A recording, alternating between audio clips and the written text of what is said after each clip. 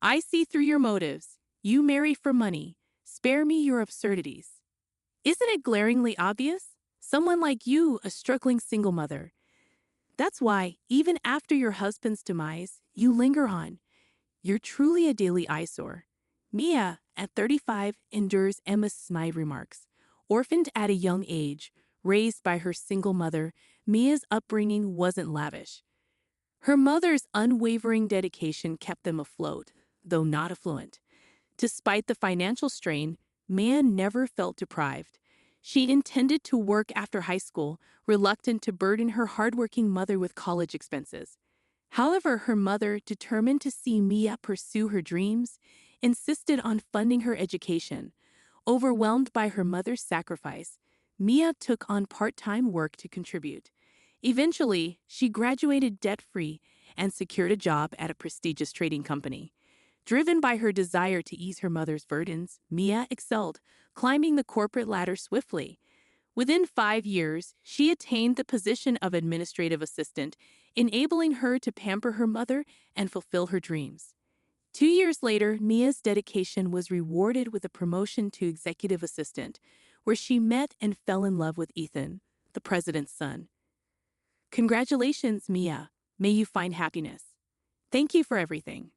Mia's heartfelt gratitude brought tears to her mother's eyes, radiating joy. However, their bliss was fleeting. Just 2 years into marriage, tragedy struck as Ethan suddenly passed away. Shocked and speechless, Mia struggled to comprehend the abrupt loss. The grief mirrored by Benjamin, the bereaved father, compounded her pain. Amidst their mourning, one person remained unaffected: Emma. Living together post-marriage, Mia couldn't ignore Emma's indifference. Emma, unrelated to Ethan by blood, had entered Benjamin's life when Ethan was just a child, seeking companionship after his wife's death. No need to worry, Mia. Everything Ethan owned is mine anyway. Lighten up, it was just a jest. A little levity in these somber times could do us all good. But alas, your hopes of inheriting our wealth have vanished. Never did I expect such audacity from you. Marrying a man like Ethan solely for love? Unbelievable. Cease your baseless accusations. Ethan was irreplaceable to me. Emma assumed Mia would depart upon Ethan's demise. Yet Maya remained, witnessing Benjamin's stoic facade crumble beneath the weight of his grief. She couldn't bear to abandon him to Emma's callousness. Their home, brimming with memories of Ethan, became her sanctuary. Mia's bond with Ethan was profound, his absence a palpable ache. Ethan once confided in Mia, describing Emma as more of a roommate than a mother. Emma's facade shattered in Ethan's absence, revealing her true nature. Mia chose to stay, honoring Ethan's memory and supporting Benjamin through his anguish. Despite Emma's disdain, Maya remained steadfast, unwilling to relinquish the home she shared with Ethan, where their love lingered in every corner. I'm counting on you to look after Ethan, Ethan's father would say. Of course, Ethan is dear to me too. Knowing you're here for him allows me to focus on my work, Emma would reply with a smile. Don't worry about a thing. Give your best at work, Ethan's father reassured her. Thank you. Have a good day. But as soon as the door closed behind him, Emma's smile faded. Ah, finally, he's gone. Now where should I go today? Perhaps I'll invite a friend to the movies, she mused. You're heading out again? Mia would inquire. Yes, any objections? Emma retorted. Oh no, just remember not to bother your father unnecessarily. He's working hard for you. If you raise concerns, he'll worry and won't be able to concentrate. Just quietly study at home, Maya reminded her. That was our daily routine, yet it didn't seem to trouble Ethan much once he got accustomed to it. In fact, he found solace in not being overly scrutinized. As a child, he viewed Emma as a chameleon. I don't really mind. I see her as Dad's wife, not my mom, Benjamin expressed. He was grateful to Emma for stepping in when he was young, allowing his father to focus on work. Benjamin inherited the company from his step-grandfather and demonstrated a natural talent for running it. As soon as he assumed control, the company flourished. Managing 5 businesses with annual revenues in the high hundreds of millions kept Benjamin relentlessly busy. My husband recounted how Benjamin barely had time to relax at home when he was a child. Witnessing his father's exhaustion, my husband refrained from burdening him with trivial matters like Emma's behavior. He felt adequately cared for and kept his concerns about Emma to himself. He was easygoing, never the typical heir to a vast empire. Were you ever upset about it? Nah, not really. As long as she was home, Dad was at ease, able to focus on work. We never went hungry, and there were always snacks. I see, my husband chuckled. I admired that about him. They weren't unkind to me. They just weren't overly doting. Emma would throw sarcastic remarks my way occasionally, but I brushed them off as typical in-law banter. Besides, she kept busy with theater outings, shopping, and dining with friends. Since I was occupied with work, our paths seldom crossed, and her remarks didn't bother me much. If my husband didn't find Emma's spending problematic, I saw no reason to raise the issue. Yet Emma's lavish expenditures, contrasting with my frugal upbringing, unsettled me. It seemed wasteful. But without Benjamin or my husband expressing concern, I kept my thoughts to myself. However, after my husband's passing, Emma's carefree shopping and lack of grief for Ethan intensified my discomfort. Emma, please support Benjamin. Despite his facade, he's truly lonely, I urged. Why should I heed your words? Are you plotting to snatch our inheritance? Emma retorted. I've never entertained such thoughts. Well, Ethan's gone. Why don't you leave too? I'm staying. Benjamin said I'm welcome as long as I need. Emma shot me an annoyed glance but said no more. Perhaps relieved I wasn't a threat to Benjamin's wealth. Yet, as years passed, Emma's irritation with my presence grew evident. Her barbed remarks stung deeper. I questioned if it was right to remain where my husband was absent. Maybe returning to my single mother was best. Enduring Emma's sarcasm felt unbearable. My mother turned 60 this year, marking 3 years since my husband's passing. Contemplating my future, Benjamin's collapse changed everything. Although the company remained stable due to his prepared successors, Emma's demeanor shifted noticeably. That man got what he deserved. He's been miserly lately. What do you mean by stingy? Emma inquired. Our credit card limit got reduced, and our living expenses have been trimmed. Is the company facing difficulties? I responded. I doubt it. Remember last year you missed our husband's 3rd anniversary ceremony because of a hangover from a wild night out. Benjamin, who rarely checked on your spending, caught wind of it through the credit card bill. Missing our son's memorial was a breaking point for him, I explained. In his anger, Benjamin decided to restrict your spending. Despite that, you still receive enough for a comfortable life. Benjamin mentioned the company's troubles, attributing them to your absence. Don't act clueless. You're aware too, all because we lost our son. How does that justify jeopardizing the company? I added. No, I genuinely didn't know. But he claims, despite his condition, he's going to rest at home and live a long life. He's been telling everyone that the doctors said he could live to 100, I shared. That's reassuring, Emma commented. It's not. If he lives that long needing care, it won't be a laughing matter, I retorted. Emma's flared nostrils hinted at an impending outburst against Benjamin. Her derogatory remarks about him left a bitter taste. Who did she think had been funding her extravagant lifestyle? Even if Benjamin's company faced troubles, she could at least offer support, I thought. Then Emma dropped an unexpected bombshell. So I've decided to divorce him. Excuse me? Consider it. The company might be facing trouble.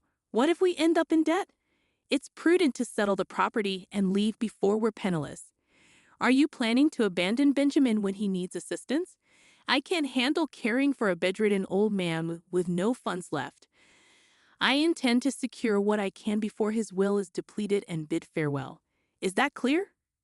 Emma's calculated words, delivered with a hint of triumph, filled me with revulsion. However, just a week after our conversation, Benjamin's health took a drastic turn, leading to his swift demise. He's gone too, just 3 years after my husband. It felt like the world plunged into darkness. Benjamin's voice echoed that of my husband's. Sometimes conversing with him felt like speaking to my husband. Losing the ability to converse with him, to hear his voice, was unbearable. Oh dear, he's departed to the afterlife.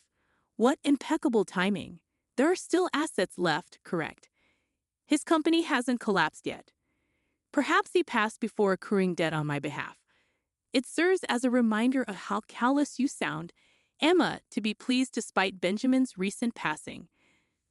Oh, you've noticed. Unfortunately for you, there's no inheritance coming your way. I have preferred Benjamin's presence over any inheritance. Spare me the moral high ground. Now you're just putting on a show, trying to impress others, aren't you? Even if you asked, there wouldn't be a penny to spare. Despite Benjamin's demise, it seemed Emma's mind remained fixated on money. How could she be so devoid of compassion? Contemplating this, my sympathy for Benjamin deepened, further exacerbating my grief. In that case, you needn't bother attending the funeral. What? Are strangers prohibited from attending? I understand. That's the situation.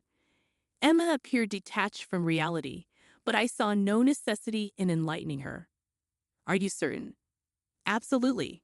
With him gone, as his spouse, I'm in charge. Crystal clear. Consequently, Benjamin's funeral took place quietly 2 days later, attended solely by close relatives, adhering to his preference for a modest service rather than a grand company affair. After the service, I noticed several missed calls from Emma on my phone, yet I chose not to respond. Despite her repeated attempts to reach out, I remained steadfast in ignoring her. Then, unexpectedly, she appeared at my workplace one day. I finally caught you. Why haven't you been returning my calls? Oh, Emma, how may I assist you? Still stirring up trouble? I was kicked out of the funeral home. If anyone should have been excluded, it's you. I called you numerous times on the day. What's the deal with ignoring me, huh? Well, you're no longer associated with my mother-in-law. What?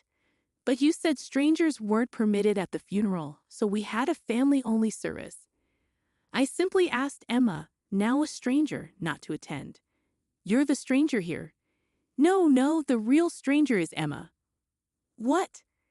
When Benjamin fell ill and faced the prospect of being bedridden, Emma served him divorce papers. She seemed to believe that because Benjamin was hospitalized, he had departed to heaven without finalizing the divorce. However, those papers, Benjamin had entrusted me to submit. So, in name and in reality, Emma is a stranger to us now. Benjamin confided a lot in me back then. Apparently, he informed Emma about the company's precarious situation and the looming possibility of debt. He suggested a more modest lifestyle for just the two of them. Emma's response was cold. Then it's probably best to split before you're overwhelmed by debt. A month after that conversation, Benjamin collapsed. Even upon regaining consciousness, he knew his health was dire. He confessed to Emma that he might have to relinquish control of the company and rely on her for care. As expected, Emma proposed a divorce. She likely sought to secure assets before his demise. However, Benjamin, realizing his limited time, had already allocated most of his assets to charities and appointed successors. There was little left for Emma. Her face paled upon learning this. So I get nothing. Well, strictly speaking, it's not exactly zero. I did leave a few $100s in savings, I admitted. A few $100s? That's hardly enough, Emma scoffed. Even though Benjamin had forewarned me of this, articulating it made me appreciate his thoroughness. He evidently wished to keep any property disputes with Emma to a minimum. Perhaps it was Emma's behavior following her husband's passing that motivated Benjamin's resolve. But there's still the house. If I sell that... Oh, yes. Please vacate the premises as soon as possible, I interjected. I'm staying with Mom for now, but I intend to return eventually, Emma asserted. What are you implying? You're essentially a stranger. You hold even less claim than I do. As I mentioned earlier, the true stranger here is you, Emma, now divorced. Furthermore, the house was originally inherited by Benjamin from his grandfather, exempt from property division in a divorce. So why should you have the right to reside there? Because upon marriage, Benjamin and I mutually adopted each other. What? So I'm entitled to inherit Benjamin's property. He left me that house, Emma exclaimed. It's rather incredulous, isn't it? The notion of adoption was initiated by Benjamin himself. When we married, I didn't dwell on it much. In his eyes, I was to be his daughter marrying his son.